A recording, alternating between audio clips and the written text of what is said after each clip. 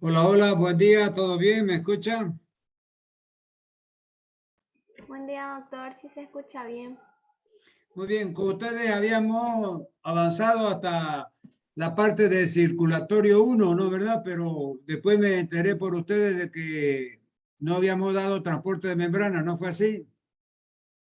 Sí, doctor. Perfecto. Entonces, hoy día vamos a dar ese tema. No estaba seguro si era con el grupo de ustedes o con el F. Entonces, vamos a compartir aquí y vamos a ver inmediatamente el tema de transporte de membrana.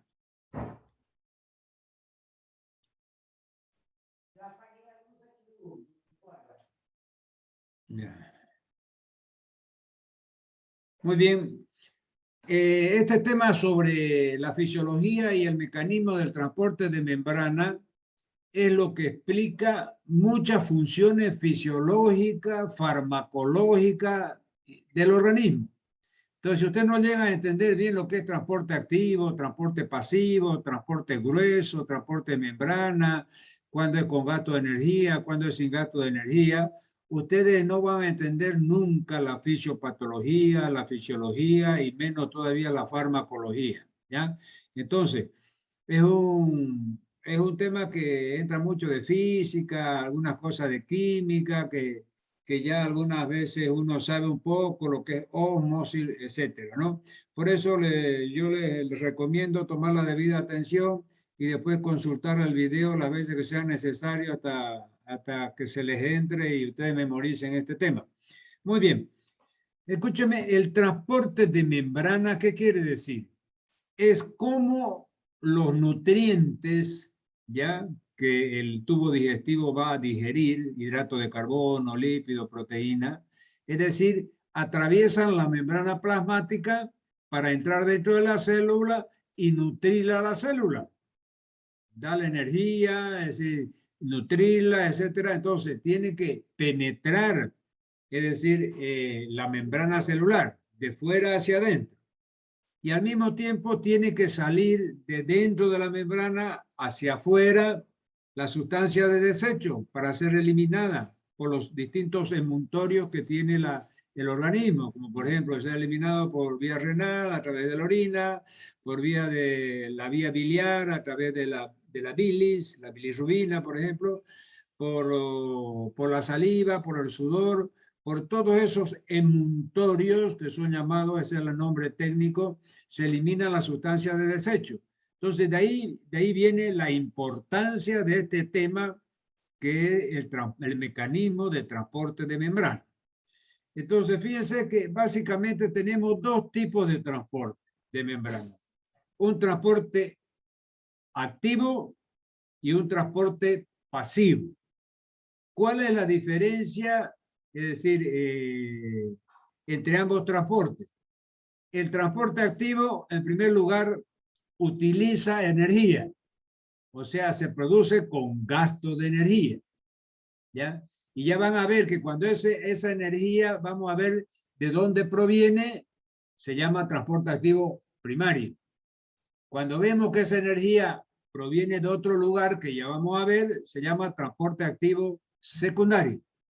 Entonces, ya estamos viendo, el transporte activo, es decir, se caracteriza por gasto de energía. Segundo, va en contra de un gradiente de concentración. ¿Qué quiere decir? Supóngase si tiene que entrar una sustancia de fuera de la célula hacia adentro de la célula, ¿ya? Y dentro de la célula hay mayor concentración de esa sustancia y fuera de la célula hay menor concentración de esa sustancia. Entonces, para entrar del menos concentrado hacia el más concentrado, se va en contra de un gradiente de concentración. Y en ese caso tiene que utilizar la sustancia del transporte activo, con gasto de energía y usando un transportador llamado carrier en inglés, que se llama, es decir, esa proteína transportadora. Es como que si a este lado de la membrana se sube un ómnibus, atraviesa la membrana en el ómnibus y se baja del otro lado de la membrana ya dentro de la célula. Eso vendría a ser la función de esa proteína transportadora llamada carrier en inglés. ¿Ya? Muy bien. Entonces ya hemos definido lo que es transporte activo. ¿Y qué es el transporte pasivo? La característica del transporte pasivo es, primero, que no utiliza energía. Segundo, lo hace a favor de un gradiente de concentración. O sea, del más hacia el menos. Eso es a favor de un gradiente de concentración. Y vamos a ver que también en algunos momentos puede utilizar también, se llama transporte pasivo facilitado, alguna membrana transportadora, alguna proteína transportadora o algunos canales para penetrar en la célula. Entonces vamos a leer aquí un poquito. Los mecanismos que permiten a la sustancia cruzar las membranas plasmáticas son esenciales para la vida y la comunicación de la célula. Para ello, la célula dispone de dos procesos. Uno, transporte pasivo. Dos, transporte activo. Transporte pasivo. ¿Cuándo va a definirlo? ¿Cuándo tenemos transporte pasivo? Cuando no se requiere energía para que la sustancia cruce la membrana plasmática. Los mecanismos de transporte pasivo son de 4 tipos, fíjense. Difusión simple, difusión facilitada, ósmosis y ultrafiltración. Entonces yo le llevo a preguntar, ¿cuántas clases de transporte pasivo usted conoce? Me tiene que decir 4. Aquí fíjense, yo las he puesto en la diapositiva en distintos colores. En rojo, difusión simple. En verde, difusión facilitada. En negro, ósmosis. Y en amarillo, ultrafiltración. Son los 4 tipos de transporte pasivo que existen y que lo vamos a ver en detalle ahora. A la derecha hay un cuadro, que es un cuadro resumen, que lo vamos a ver cuando terminemos el tema. Al final de la clase vamos a ver ya el resumen en este tipo de cuadro. Sigamos adelante. Mecanismo de transporte pasivo. Entonces, fíjense, aquí vamos a ver uno por uno los 4 tipos de transporte pasivo que acabo de enumerar. El de difusión facilitada, el de ósmosis, el de ultrafiltración y el de difusión facilitada. Perdón, difusión simple, ósmosis, ultrafiltración y difusión facilitada. La difusión simple, las moléculas están dotadas de una energía cinética. Entonces, les voy a explicar primero rápidamente, porque si no ustedes se van a cansar si yo les leo de corrido esta diapositiva, puro letra, que es más larga que un carnaval sin plata, como digo. Entonces, yo les voy a explicar bien, ya ustedes lo van a tener más o menos masticado y digerido, y después, si hay, la podemos hasta leer después, ¿no? Pero lo importante es que el comienzo aprendan ya los tipos de transporte pasivo. Entonces, ¿en qué consiste la difusión simple? Ustedes saben que la membrana celular cada tanto tiene unas soluciones de continuidad que se llaman poros, los poros de la membrana celular. Entonces, las sustancias que están girando, los átomos, las moléculas, eso deben saber, eso se lleva en secundaria, en física, qué sé yo, qué es un átomo, qué es un electrón, qué es un protón, ¿no, verdad? El protón tiene carga positiva, el electrón tiene carga negativa, supongo que ya eso lo deben saber. No sé, eso ya en la universidad ya no se enseña. Entonces, todo ese tipo del mundo microscópico que existe del átomo y la molécula, todas esas partículas, electrones, protones, el mismo átomo, etcétera, tiene una energía cinética, o sea, se va moviendo en el espacio. Entonces, esa energía cinética de determinada sustancia, es decir, aleatoriamente encuentran un poro que está abierto y chun, se zambullen y se entran por ahí. Entonces, esa es la forma del mecanismo de transporte pasivo por difusión simple. O sea, aprovechando su energía cinética, esa sustancia, ya vamos a ver cuáles son. Es decir, encontró un poro abierto y chun, se entra por ahí. Ese es el mecanismo de difusión simple. Ahora vamos a ver la ósmosis. La ósmosis es un mecanismo físico a través del cual también, es decir, dos sustancias de distintas concentraciones, es decir, hay una dirección. Es decir, el agua va de cuál sustancia, de la más concentrada, de la menos concentrada a la más concentrada o viceversa. Entonces, para eso rápidamente vamos a hacer un dibujito aquí en la pantalla, que es complicado, pero Vamos a utilizar el lapicito y la pantalla. Entonces aquí está.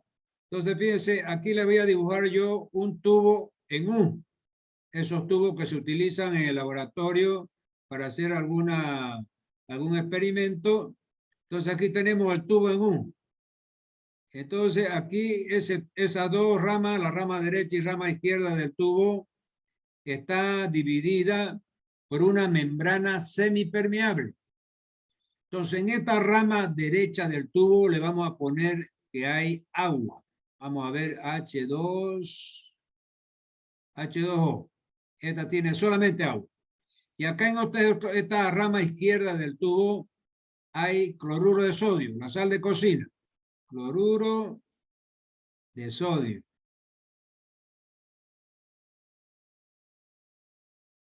¿Está bien? Muy bien. Entonces, van a ver ustedes cómo es de fácil entender la ósmosis en este diagrama. Entonces, tenemos un tubo en U, es decir, separada ambas ramas por una membrana semipermeable. Entonces, la ósmosis es la dirección que esta sustancia, el agua es una sustancia bien diluida. O sea, cuando el agua tiene un pH 7 y no tiene prácticamente soluto importante. Tiene 2 iones de 2 moléculas de hidrógeno y una de oxígeno. Entonces es una sustancia que se considera súper diluida por definición, el agua. Y ahora acá el cloruro de sodio ya tiene 2 solutos, que uno que es el cloro con carga negativa y otra que es el sodio con carga positiva. Entonces, esta solución de cloruro de sodio, que es la sal de cocina que está en esta rama, es una solución concentrada. Es más concentrada que esta solución de agua pura que está en la otra rama. Entonces, aquí el agua va a comenzar a difundir, es decir, a entrar de la rama, esta rama derecha del tubo, hacia la rama izquierda, tentando diluir este cloruro de sodio, que es una sustancia más concentrada. Cloruro de sodio, aquí hay agua. Entonces, esto, por ejemplo, es la ósmosis. O sea, el pasaje de agua de una solución más diluida, en este caso agua, a una más concentrada. Entonces, ¿qué va a pasar? Va a pasar agua, hasta que la concentración de los solutos del cloro y el sodio sea igual en este compartimiento derecho o izquierdo de la rama y este compartimiento derecho del agua. Entonces, eso es conocido como ósmosis. Muy bien, ¿y qué es presión osmótica? La presión osmótica es la presión que ejerce el agua sobre esta membrana semipermeable para pasar de un compartimiento menos concentrado a un compartimiento más concentrado. ¿Ya? Muy bien. Entonces, ahí con ese ejemplo ya han aprendido lo que es ósmosis. Ahora vamos a compartir nuevamente la diapositiva que estábamos, la diapositiva principal. Muy bien. Entonces, ahí está. Muy bien. Entonces, ya hemos visto lo que era difusión simple. Habíamos dicho que las moléculas aleatoriamente se entran por los poros aprovechando su energía cinética. ¿Qué era ósmosis? La ósmosis, fíjense, entonces es el proceso de transporte pasivo mediante el cual un disolvente, el agua, en el caso de los sistemas biológicos, pasa selectivamente a través de una membrana semipermeable. La membrana de la célula es una membrana semipermeable ya que permite el paso del agua por difusión, pero no los iones y otros materiales. Entonces ya lo explicamos bien lo que era la ósmosis. Tercero, ultrafiltración. ¿Qué es la ultrafiltración? Aquí fíjense, la ultrafiltración se aprovecha la presión hidrostática. A ver con mi apuntador. Aquí dice, fíjense, presión hidrostática. Dice, ultrafiltración. En este proceso de transporte pasivo, el agua y algunos solutos pasan a través de una membrana por efecto de una presión hidrostática. El movimiento es siempre desde el área de mayor presión a la menor presión. Entonces yo le doy siempre a mi alumno el siguiente ejemplo. La ultrafiltración, la presión hidrostática en primer lugar, es aquella que nosotros medimos con el manguito anaeroide, el aparato de presión. Cuando medimos la presión arterial, nosotros insuflamos ese manguito anaeroide hasta cierto punto ustedes ya van a ver en las prácticas cómo se hace. Eso se llama presión hidrostática, que es la presión a través del cual circula la sangre dentro del organismo. Muy bien. Esa presión hidrostática es como, por ejemplo, para hacer el café, supóngase, para colar el café. Es decir, en la cafetera, por ejemplo, moderna, le ponen el polvo de café en un depósito, le meten una presión hidrostática encima, le ponen agua y a través de esa presión hidrostática, es decir, el agua permea, o sea, atraviesa ese polvo de café y al final sale la tintura de café en gota en la parte inferior del aparato. Entonces ahí hay un proceso de ultrafiltración. Se filtra el café, ¿de verdad? Entonces, ese proceso de ultrafiltración también se utiliza en determinados sistemas del organismo. Y luego tenemos la difusión facilitada. Fíjense que esta difusión facilitada, vimos la difusión simple al principio. ¿Se recuerdan? La difusión simple era la energía cinética, hacía que encuentre algunos poros abiertos y por ahí penetraba la sustancia. Ahora, la difusión facilitada es cuando la sustancia que va a entrar dentro de la célula o la que va a salir de la célula hacia afuera, utiliza una proteína transportadora también, un carrier, ¿ya? O utiliza otro sistema de transporte. Fíjense, algunas moléculas son demasiado grandes como para difundir a través de los canales de la membrana, o sea, de los poros, ¿no? Y demasiado insolubles en lípido como para poder difundir a través de la capa de fosfolípidos. Tal es el caso de la glucosa y algunos monosacáridos. Estas sustancias pueden, sin embargo, cruzar la membrana plasmática mediante el proceso de difusión facilitada, con la ayuda de una proteína transportadora, el famoso carrier que yo les decía. Entonces, muy bien. Concluyendo y resumiendo lo que es el transporte pasivo, hemos visto que hay 4 tipos: el simple, facilitado, ósmosis, ultrafiltración. La verdad. Ahora vamos a ver el siguiente tipo de transporte. Debe ser relativo. Vamos a ver. Aquí está transporte pasivo ya en imagen, en una figura, en un diseño. Entonces yo con mi apuntador le voy a mostrar. Fíjense que en los tipos de transporte pasivo pueden ser de 3 tipos. El simple, que ya vimos, la difusión facilitada, que acabamos de ver a través de una proteína transportadora, ¿ya? Fíjense que, por ejemplo, aquí el CO2, el anhídrido carbónico, entra, fíjense, es decir, en este caso, el CO2 normalmente sale de dentro de la célula hacia afuera, porque es una sustancia de desecho. Entonces, pero atraviesa la membrana a través de una difusión simple. Esta otra puede ser una molécula grande, como habíamos visto, de una glucosa, un polisacárido grande. Entonces, fíjense, va a utilizar estos transportadores. Fíjense, estas cosas amarillas son unos transportadores. Carrier en inglés, proteína transportadora, el transporte, o sea, hay una difusión facilitada por estos transportadores. Y hay difusión por canales. También en el transporte pasivo hay unos canales de sodio, de potasio, de calcio. Fíjense, aquí ya estamos viendo un canal de calcio. O sea, así como hay poros, hay unos canales que son permeables a determinados iones. Permeables al sodio se llaman canales de sodio. Permeables al potasio se llaman canales de potasio. Permeables al calcio se llaman canales de calcio. ¿Ya? Entonces, aquí vemos el esquema entonces de cómo se produce el transporte pasivo. Sigamos. Ahora vamos a ver lo que es transporte activo. El transporte pasivo habíamos dicho que tenía 3 características. El pasivo no usa energía, no gasta energía. La segunda característica es que se hace siempre a favor de un gradiente de concentración. Y la tercera característica es que, por ejemplo, ¿qué le iba a decir? Alguna vez puede utilizar, decir, algún transportador, ¿ya? Algún carrier, o sea, una proteína transportadora. Ahora vamos a ver el transporte activo. El transporte activo, ya hemos visto, tiene la característica de que utiliza energía y va siempre en contra de un gradiente de concentración. Ahora,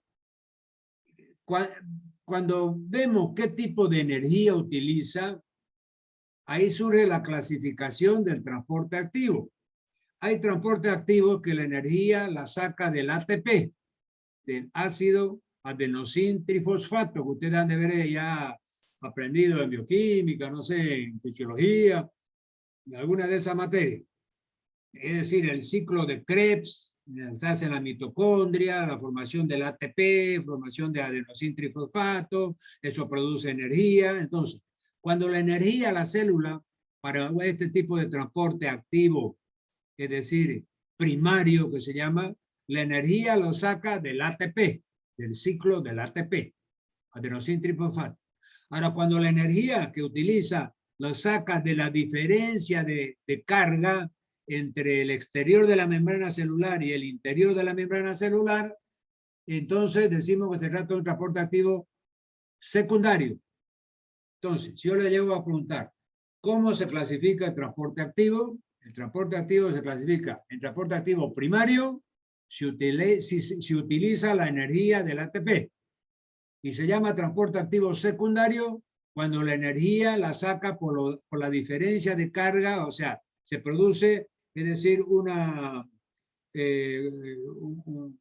estado eléctrico por la diferencia de carga, o sea, la membrana por fuera, la membrana celular por fuera está cargada positivamente y por dentro está cargada negativamente.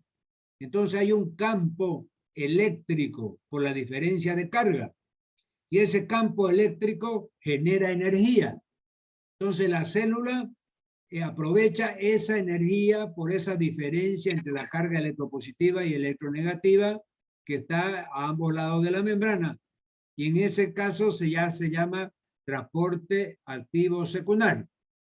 Repito, si yo le pregunto cómo se clasifica el transporte activo, me tiene que decir transporte activo primario cuando utiliza la carga del ATP, la energía la saca del ATP. Y transporte activo secundario cuando la energía la saca de ese campo eléctrico entre la diferencia de carga que está cargada electropositivamente por fuera y electronegativamente por dentro, la membrana celular. Muy bien, entonces vamos a leer ahí. Cuando la célula utiliza el ATP como fuente de energía para hacer atravesar la membrana de una sustancia en particular, la naturaleza ha desarrollado el transporte activo en procesos que consumen energía y que requiere el concurso de proteínas integrales que actúan como bombas alimentadoras de ATP. ¿No? Entonces, vamos. Aquí está transporte activo primario y secundario, que yo me le he adelantado y le he dicho. Transporte activo primario. En este caso, la energía deriva del ATP. Directamente empuja la sustancia para que cruce la membrana modificando la forma de la proteína de la membrana. El ejemplo más característico es la bomba de sodio y de potasio. Entonces, ya sabe. Si yo le digo cómo se clasifica el transporte activo, primario y secundario. Primario, si la energía que utiliza viene del ATP. Secundario, si la energía que utiliza viene de la diferencia de carga a ambos lados de la membrana.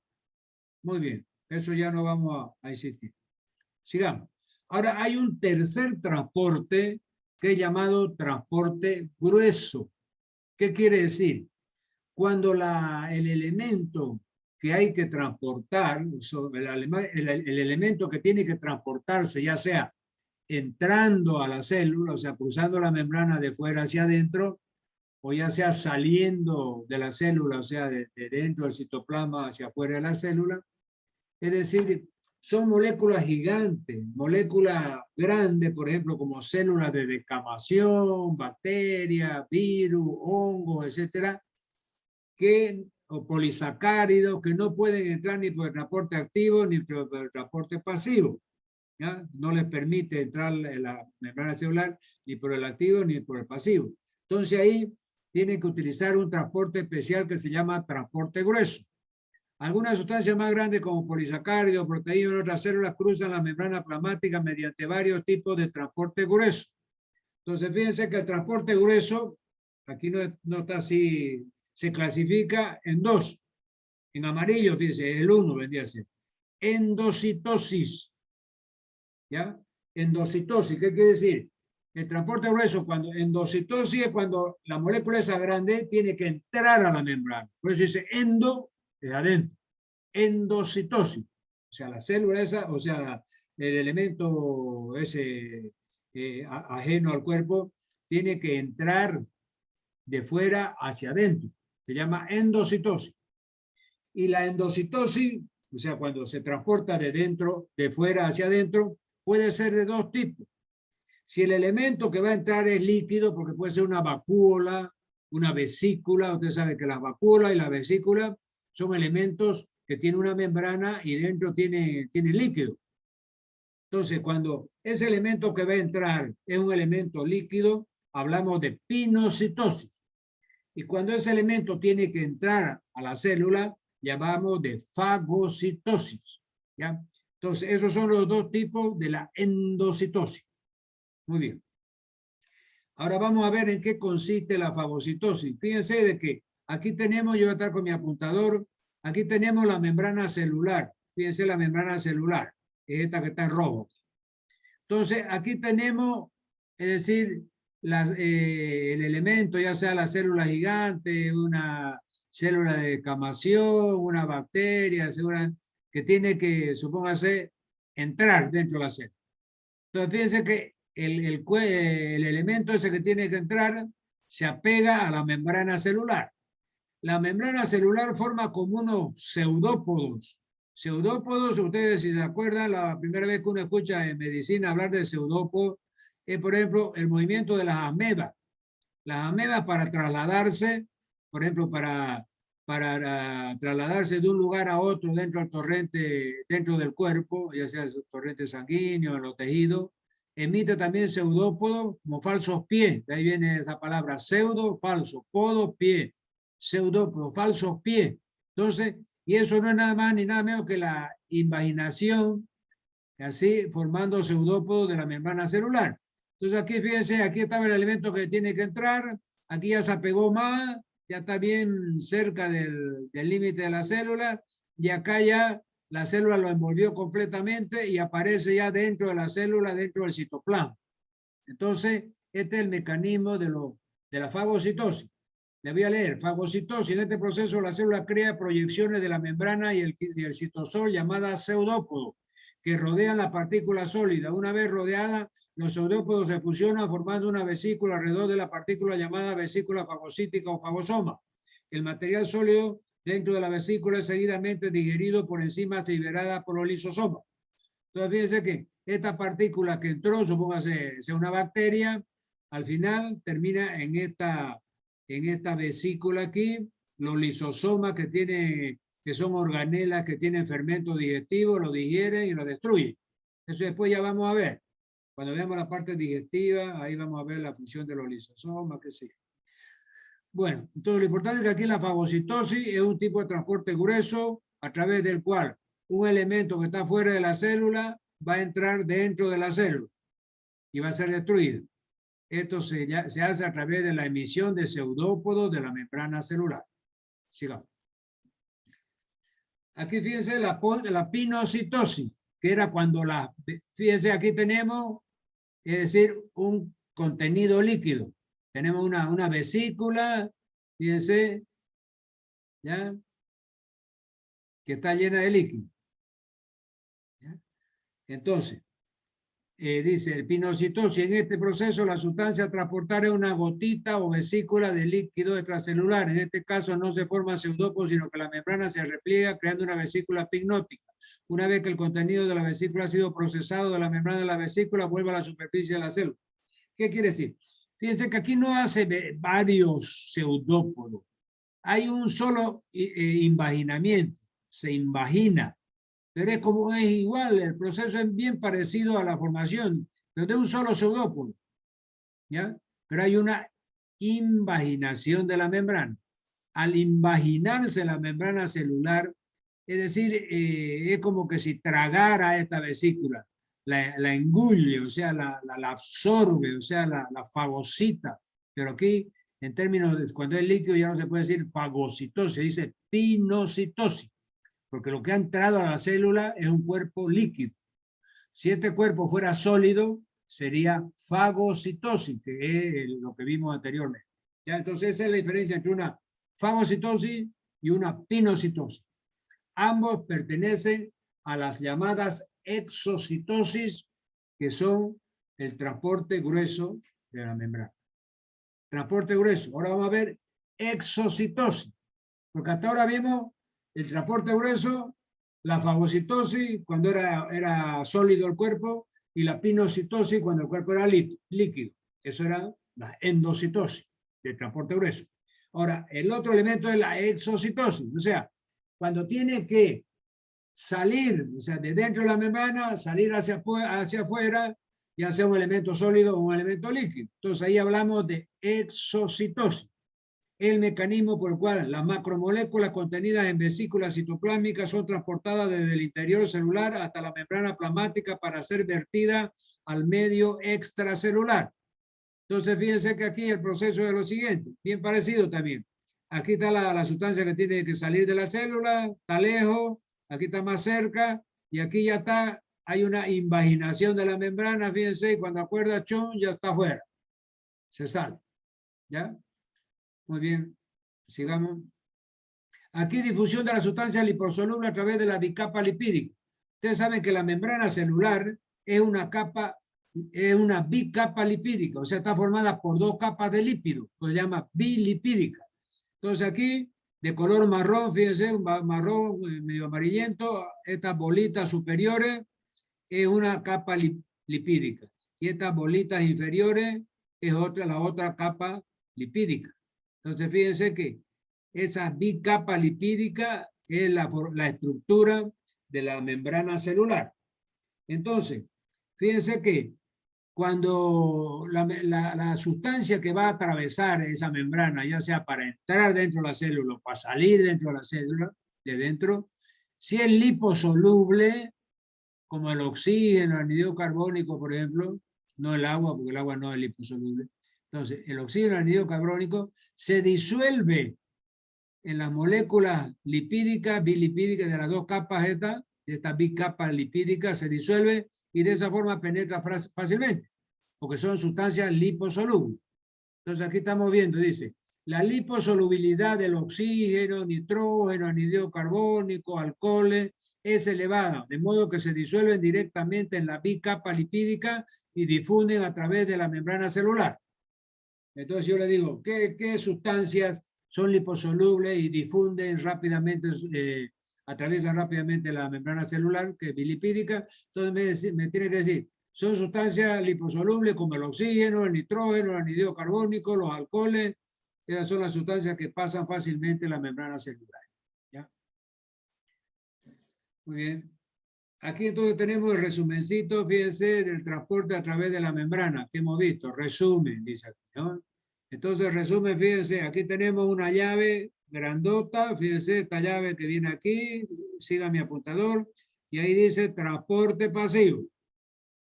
En este transporte pasivo ya hemos visto la forma de transporte pasivo. Difusión simple, difusión a través de un canal, que es difusión facilitada por canal. Esta es difusión facilitada a través de una proteína transportadora llamada carrier, ¿no es verdad? Entonces, esta es la forma del mecanismo del transporte pasivo. Habíamos visto lo más importante sí es que no utiliza energía y va siempre a favor de un gradiente de concentración. Eso no tiene que olvidarse. Ahora, el transporte activo que está aquí, fíjense, siempre utiliza energía. Si energía viene del ATP, el transporte activo primario. Si energía viene de la diferencia de carga de la membrana celular, el transporte activo secundario. Siempre va en contra de un gradiente de concentración y siempre utiliza energía. Entonces, esas son las dos grandes diferencias entre transporte activo y transporte pasivo. ¿Ya? Muy bien. Entonces, naturaleza electrógena de la bomba de sodio y de potasio. Esto es lo que habíamos visto. Aquí está la membrana celular, bilipídica. Fíjense, entonces, habíamos dicho de que el ejemplo de transporte activo, por ejemplo, primario, que la energía viene del ATP, y el transporte activo secundario, que la energía viene de la diferencia de carga, dice. El hecho de que la bomba de sodio y de potasio desplace 3 iones de sodio hacia el exterior por cada 2 iones de potasio hacia el interior, significa que en cada ciclo de la bomba se produce un movimiento neto de una carga positiva desde el interior hacia el exterior. Entonces sepan de que estas bombas de sodio y de potasio hacen que ustedes saben que las concentraciones de electrolitos, que ya lo hemos visto, la mayor concentración de sodio, 142 miliequivalentes por litro, está fuera de la célula. Y la mayor concentración de potasio está dentro de la célula, que es 140 miliequivalentes por litro. Entonces, eso se crea, esa diferencia entre lo que hay de sodio afuera y lo que hay de sodio adentro, lo que hay de potasio afuera y lo que hay de potasio adentro, se va creando porque, fíjense que la bomba de sodio y de potasio desplaza 3 iones de sodio hacia afuera y 2 iones de potasio hacia adentro. Ustedes saben que tanto el sodio como el potasio tienen carga positiva. Y si bota 3 afuera de sodio, que es un ion positivo, y solamente mete 2 de potasio adentro, que es otro ion positivo, entonces, pues, lógicamente que va a haber mayor cantidad de positividad, o sea, de iones positivos afuera que dentro de la célula, en el caso del sodio. Por eso es que el sodio tiene 142 miliequivalentes por litro fuera de la célula y tiene 4 miliequivalentes por litro dentro de la célula, ¿no? Entonces, eso crea la naturaleza electrógena de la bomba de sodio y de potasio. Muy bien. Entonces, con esto nosotros